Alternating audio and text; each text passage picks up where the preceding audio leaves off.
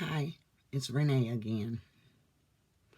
I didn't mention the last time that I did a video about a lot of jobs I've done and I still do, but one of my favorites is becoming a pro se litigant. I'm not a lawyer, not a paralegal, but I thank God that we are allowed to petition the court to fight our own cases. The first time I started realizing that I can fight cases, put in petitions, motions, submissions. I felt good about all of that because I was like, now I can fight for justice and it shouldn't be any problem. The first time I filed for any case at all was at Harris County Court. And the only reason why I filed is because there's this dentist that I went to. This was during the times of the Black Lives Matter came to Houston, Texas, relating to George Floyd.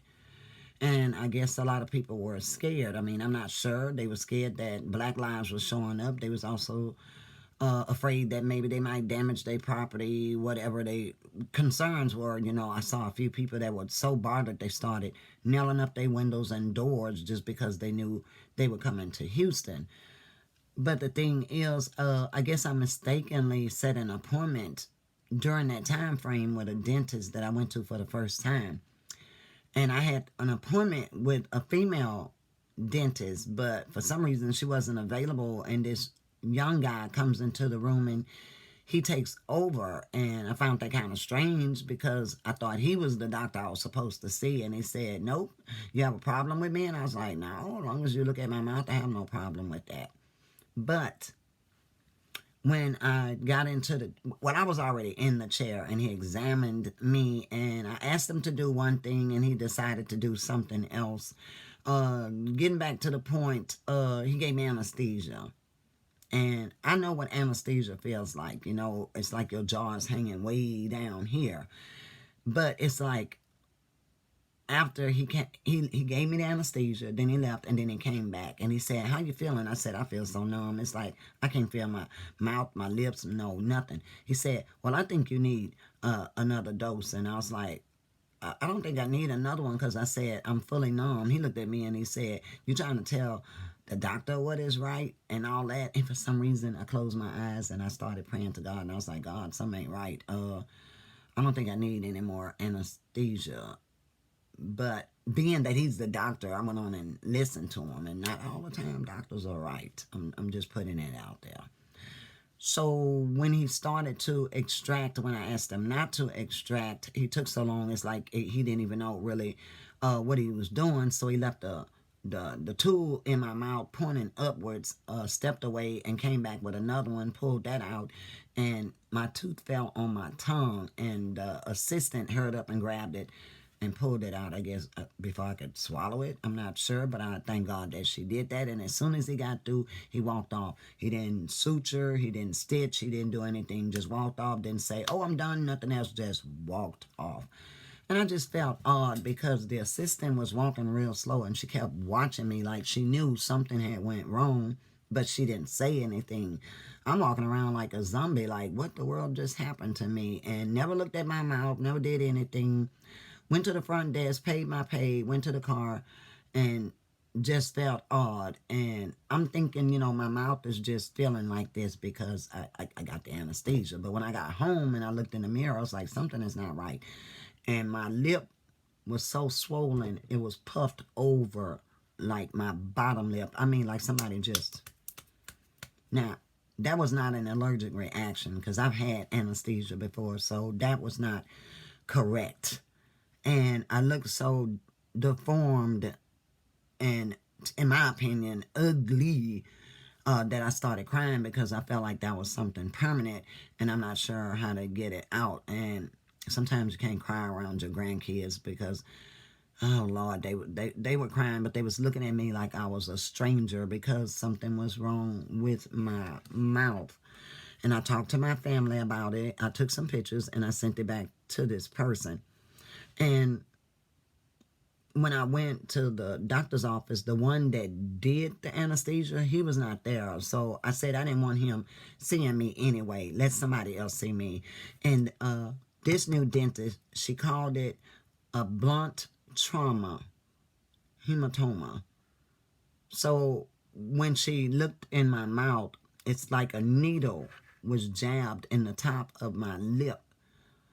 And then it went to the top where the tooth was, where my gums were. And I'm like, how could a dentist, stab me in the lip? You could see the purple, the discoloration, all of that. I took a picture of it. It's like it was supposed to go, I guess, in the gums, but it went in the lip. And I couldn't feel it anyway because of the anesthesia. I mean, like I said, and then he put a third needle in my mouth.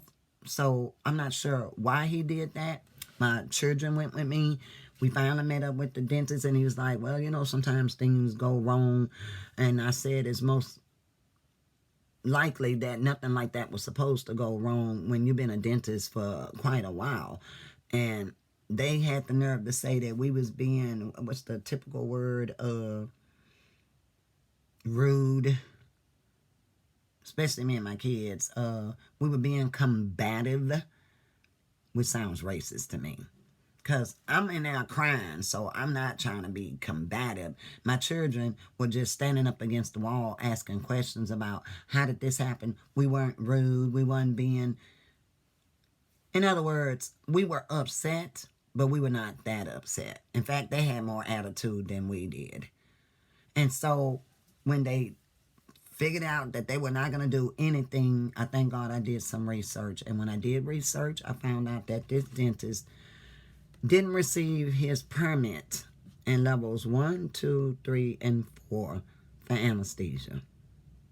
So here I am being a guinea pig. Here I am being stabbed and used because you're trying to practice medicine on a black woman. And at that time, I was 56 years old, I think, when that happened to me.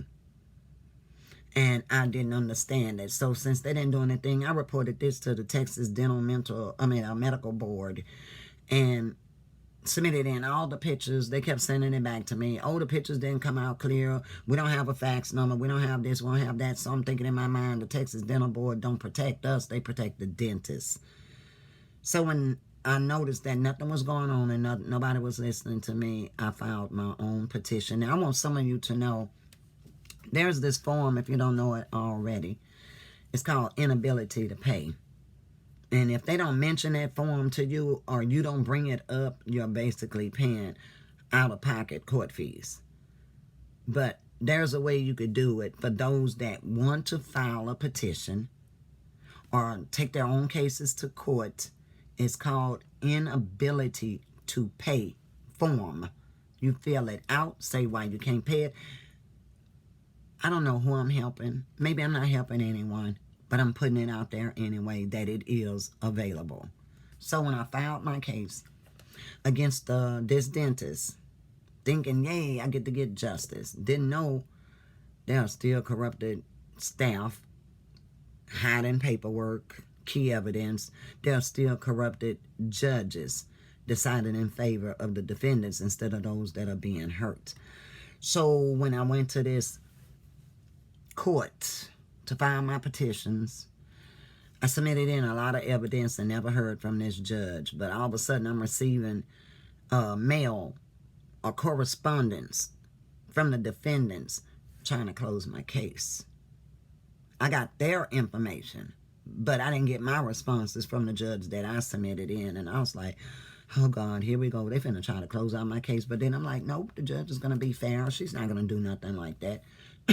And the day that I went in court to not have my case dismissed, I thank God somebody told me what I needed to do. I needed to type up something that said reinstate my case. But you can't type it in or give it to the judge until after the judge makes her final decision. So she looks at me. Well, she's smiling over there, talking with the lawyer. And then she looks at me.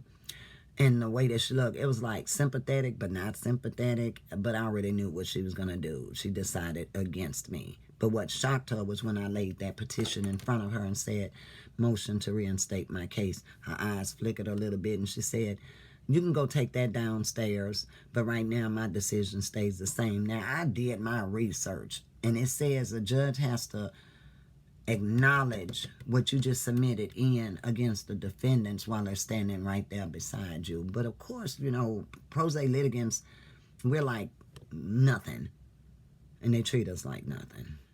Because we're not on the level of lawyers, because we didn't go take the bar test, we didn't do this, we didn't do that. And most of the time, we gain a whole lot of evidence because we know what we are supposed to present. So my main top key evidence was showing proof from the Texas Dental Medical Board that daily updates their system that said this man did not have a permit when he stuck that jab in my lip. So they closed my case. And I came back a second time and tried it again. And notice when I tried it a second time, they let this other case, this new case, be put back in the same hands of the person that closed my case. I asked for a recusal. I did not want her on my case. And she denied the recusal, said she was not going to step down. But they already set a meeting for us to have in this court, and I wanted her off. So I got in touch with case management for the court, and I sent proof. God said the proof was in the defendant's summary judgment, what I needed to say, that every time I put in motions, put in submissions, this lady denied each and every one of them, this judge. But everything that they put in, she approved. And it was in their summary. Because they said, Ms. Jackson asked for this. Ms. Jackson asked for that. And the judge said no. And the judge said no. And the judge said no. So finally she got her butt off my case. So sometimes it does pay to fight and to keep going. Even when they say we ain't smart enough. Even when they say we don't have a license. Even when they say we shouldn't even be in the courtroom. I go there as presentable as the lawyers do and expect to get treated with courtesy and respect just like everybody else. That's not just the first case. More is coming. This one is just against Harris County. They have thrown out all of my cases that I submitted in to the Harris County District Court right here in Houston, Texas. Key evidence submitted. Never even went to trial. And then I forgot about that. I asked for a trial by jury. That means the judges should have never decided my cases in the first place. But they'll cut me off because they have that power to do that, and they'll close my cases before a jury even comes in. That's a violation of my constitutional rights. People say, are you angry? You upset? Oh, you're on YouTube, and you're saying this, and you're saying that. Well, it needs to be addressed. And it needs to be heard because I don't think I'm the only one that's going through this. And it needs to stop. Those are our constitutional rights to have a fair trial. We're not criminals. We're just petitioning our cases to the court and asking for fairness. And if you're not going to treat us fair, then why say that we don't discriminate? And we actually listen and follow the laws of the state when it comes to the 14th Amendment and anything else amendment that protects us. People said it's been corruption for the longest and it's still going on. And if we don't say nothing, it ain't gonna never stop.